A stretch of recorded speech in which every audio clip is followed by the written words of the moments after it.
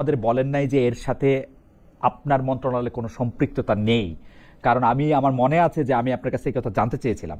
কিন্তু এখন আমরা দেখছি যে আপনি বলছেন যে যমুনা টিভিকে এক সাক্ষাৎকারে যে পররাষ্ট্র উপদেষ্টা বা পররাষ্ট্র মন্ত্রণালয় সামান্যতম যুক্ত ছিল না।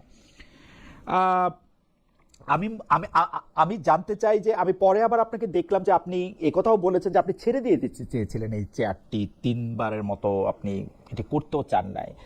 আহ, আপনাকে যে এই বিটার পিলটা সোয়ালো করা, আপনাদের এই কূটনীতির ভাষায় যেটাকে বলে, যে তেতো পিলটা যে আপনাকে গিলতে হয়েছিল, সেটা কেন, কিসের সাথে? মানে আপনি তো এই চাকরিটার জন্য বা উপদেষ্টা চাকরিটার জন্য অনেক বড় ব্যাপার ছিল না? মানে আপনি আমার একটু ব্যাখ্যা করবেন যে মানে আপনি এত বিরক্ত ছিলেন, আপনি জানতেন যে এটা হইতেছে, এবং দেখেন এখানে একটা মিথ্যা কথারও ব্যাপার আছে। আমি যখন আপনার সাথে কথা বলতেছি তখনই কিন্তু ট্যারিফ 20%, 35% না।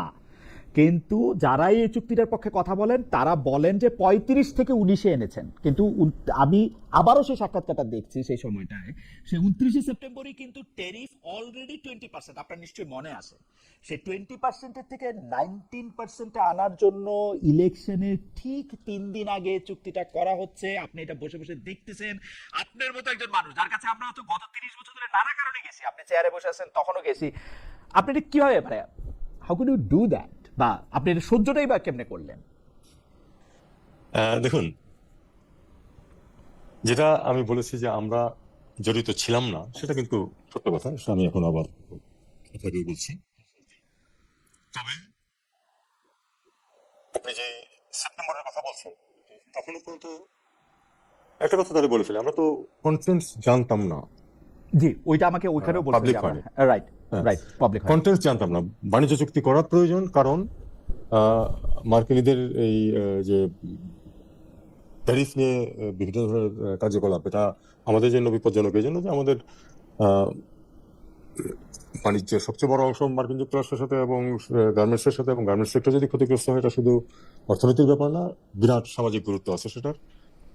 কয়েক মিলিয়ন মেয়ে কাজ করে এই সেক্টরের কাছে। আমাদের জন্য এটা খুব গুরুত্বপূর্ণ ছিল যে মার্কিনীদের সাথে একটা চুক্তির মাধ্যমে যেন আমাদের নিশ্চিত হয় যে আমাদের ট্যারিফ বেশি হবে না।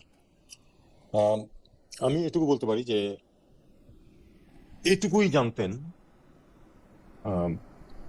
আম সদস্য যারা ছিলেন ক্যাবিনেটে, এর চেয়ে বেশি জানতেন না, আমিও না। চুক্তির ডিটেলস কি আছে সেটা, এমনকি আহ, আমি আপনাকে সত্যি কথা বলি, আমি দায়িত্ব ত্যাগ করার সময় পর্যন্ত জানতাম না, কারণ 3 দিন আগে এটা আমাদের কাছে আসছে। তখনও এটার কিন্তু ক্যাবিনেটেও এটা ডিস্ট্রিবিউট করা হয়নি। তাই হতে পারে সবকিছু যে ক্যাবিনেটে প্রথমে হয়ে সঙ্গে সঙ্গে ডিস্ট্রিবিউট করতে হবে এমন কথা নাই। এটা সাধারণত এসব ক্ষেত্রে যেটা হয় যে একটা ফর্মালিটি অনুযায়ী পাঠানো হয় ক্যাবিনেটে সংশ্লিষ্ট মন্ত্রণালয় থেকে অবহিত করার জন্য, এবং সেটা পরবর্তী ক্যাবিনেট মিটিং এ অবহিত হয়। কিন্তু সেই সুযোগ কিন্তু ছিল না, সেই সময় ছিল না। কাজে আমরা যে জানতাম না সবাই ডিটেলস করি, এটাতে অবাক হওয়ার খুব বেশি কিছু নেই। আম, শুধু বাণিজ্য চুক্তি, শুধু ট্যারিফ নিয়ে যে কথাবার্তা, আহ, এটুকুই সবাই জানতাম যে ট্যারিফ কমানোর চেষ্টা করা হচ্ছে। এই জন্যই সেপ্টেম্বরে যে অনুষ্ঠানের কথা আপনি বলছেন, সেখানে সমর্থনটা এসেছিল এই কারণেই আমার করা থেকে।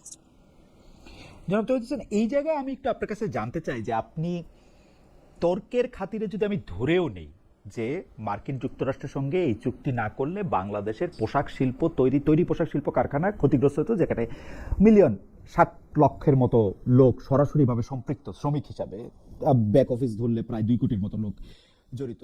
কিন্তু সেইটা কি মার্কিন যুক্তরাষ্ট্র চাইলেই আজকে বাংলাদেশে এই কাজগুলি বন্ধ করে দিতে পারবে? ওরা কি আমাদেরকে ভিক্ষা দেয়? এটা তো ওদের না, ব্যবসা হয়, আমাদেরকে কাজে লাগে তো ওরা না, ব্যবসা হয়। ওরা কি না, আজকে চাইলে কালকে এটা পারবে থেকে না এটা। তুলে নিয়ে যেতে পারবে? না, না, পারবে না। কিন্তু এখানে একটা কথা বলি, এটা কিন্তু ওই আপনার রেয়ার আর্থের মতো কোনো জিনিস না। হুম। এই গার্মেন্টস ক্ষেত্রে এটা ঠিক যে ঝট করে আমরা আমাদেরকে বাহির করে দিতে পারবো না, কিন্তু যদি আহ, কোনো কারণে ট্যারিফ সত্যিকারেই বাড়িয়ে দিতে পারতো বাংলাদেশের উপরে, প্রথমে যেমন আমরা খুব ভয় পেয়েছিলাম, আহ, অন্যরা কিন্তু রেডি আছে এই জিনিসটাকে নেওয়ার জন্য। ভারত আছে, পাকিস্তান আছে, ইন্দোনেশিয়া আছে, ভিয়েতনাম আছে। তো এই কারণে এটা আমাদের জন্য গুরুত্বপূর্ণ ছিল। এটা ঠিক যে এটা ভিক্ষা অবশ্যই না, তাদেরও স্বার্থ আছে, তারা কম দামে পাচ্ছে বলেই আমাদের কাছ থেকে নিচ্ছে। কিন্তু ট্যারিফ যদি আমাদের উপর কিন্তু বেশি আসে, কিন্তু ডক্টর হোসেন, জনাব হোসেন, আমি কিন্তু যদ্দূর বুঝি পৃথিবীর সকল ব্যবসায়ী রেয়ার আর্থ, ওর লাভ হয় বলে ও আমার কাছ থেকে নেয়, আমি সবচেয়ে কম লিড টাইমে দেই বলে ও আমার কাছ থেকে নেয়, ও সবচেয়ে কম মজুরি দিয়ে আমার থেকে পার পায় বলে আমার কাছ থেকে নেয়। যেদিন থেকে পাবে না, আপনি ট্যারিফ জিরো করে দেন, সেদিনই ও আমার থেকে নিবে না। পৃথিবীর অন্য এখানে অনেক দেশ থেকে সে নেয় নাই। না না না, কিন্তু আমি আপনাকে বলি এখানে, সেটা হলো যে রেয়ার আর্থ ও চাইলেই না কালকে কোন হিসাবে বলিভিয়াতে একটা গার্মেন্টস ফ্যাক্টরি, এরকম একটা ইন্ডাস্ট্রি করতে পারবে না, না, তা চাইলেই পারবে পারবে না, না। কিন্তু চেষ্টা যাদের করা হয়েছে গার্মেন্টস আফ্রিকার ফ্যাক্টরি বিভিন্ন অলরেডি, দেশে, আপনি জানেন সেটা। গার্মেন্ট ফ্যাক্টরি যাদের অলরেডি আছে, আমাদের কম্পিটিটর, আমরা কিন্তু লিড টাইমের ক্ষেত্রে পিছায় আছি। শুধুমাত্র মূল্য আহ, মূল্যের ক্ষেত্রে আমরা অবস্থান ভালো বলে কিন্তু আমরা ব্যবসাটা করে খেতে পারছি। হুম।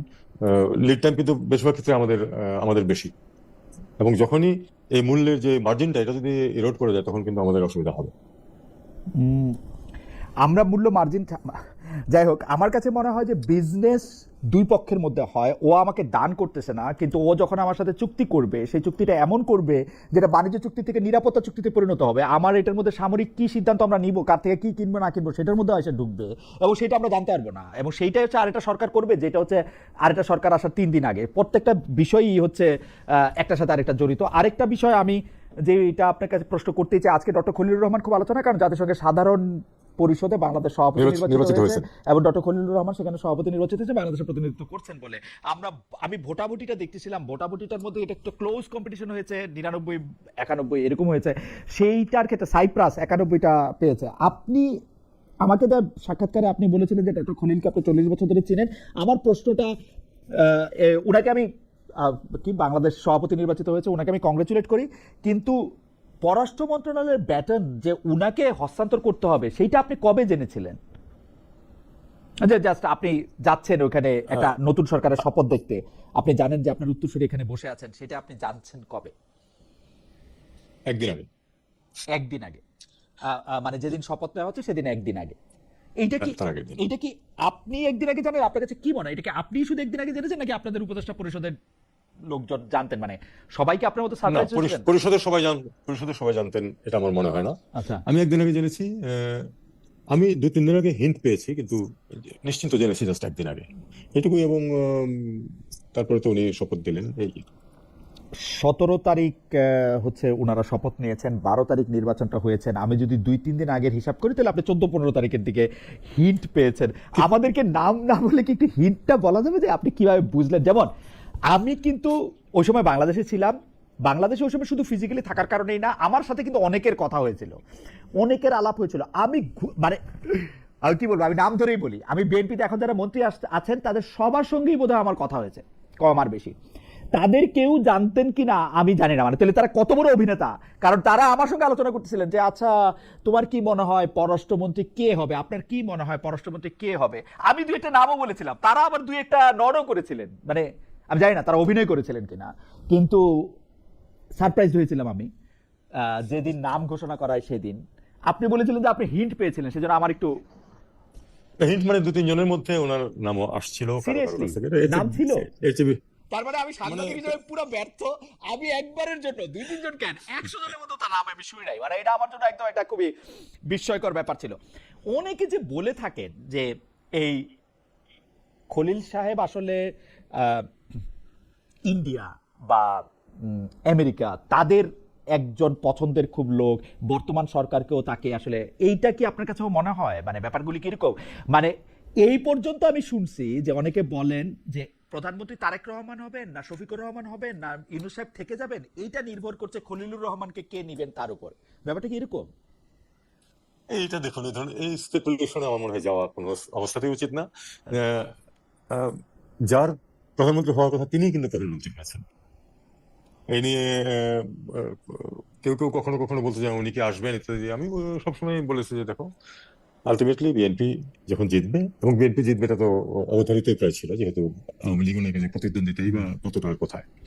সেক্ষেত্রে উনি বিএনপি জিতবে, বিএনপি জিতলে উনি প্রধানমন্ত্রী হবেন, এটা নিয়ে সন্দেহ যারা করতেছিল তারা বোকামি করছে বলে আমার মনে হচ্ছে। আপনার কাছে কি মনে হয়? আমার আরেকটা হাইপোথিসিস সম্পর্কে আমার একটু বলি আপনাকে, যে আমার কাছে কিন্তু মনে হয় যে এই অঞ্চলে ভারতের স্বার্থ আর মার্কিন যুক্তরাষ্ট্রের স্বার্থ একই, তাদের দুইজনের স্বার্থের মধ্যে কোনো তফাৎ নাই। এখন যারা বলতেছেন যে ভারতকে ঠেকানোর জন্য আমরা আমেরিকার সাথে চুক্তি করতেছি, সেটা খারাপ চুক্তিও হোক কিন্তু আমরা ভারতকে ঠেকাইলাম, ভারতের আধিপত্য, এইটার সাথে আপনি আসলে একমত কিনা?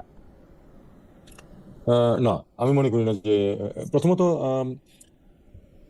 ভারত এবং মার্কিন যুক্তরাষ্ট্রের স্বার্থ অনেকখানি এক, কিন্তু এটা আবার মনে করা ঠিক হবে না যে সম্পূর্ণ এক।